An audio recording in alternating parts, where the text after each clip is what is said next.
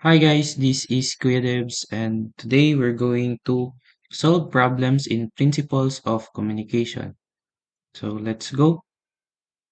For our first problem, for 100% modulation, what percentage of power is in each sideband? So first, let us recall the formula. P SB is equals to PC multiplied by M squared over 4.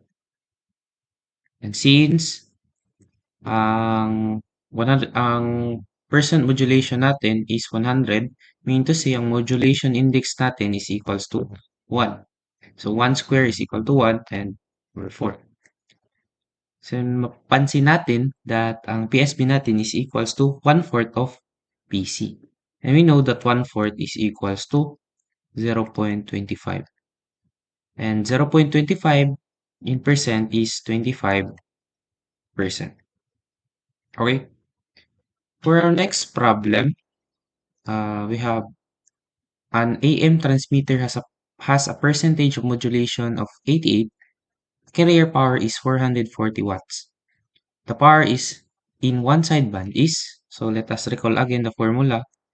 PSB is equals to PC multiply the quantity of M squared over 4.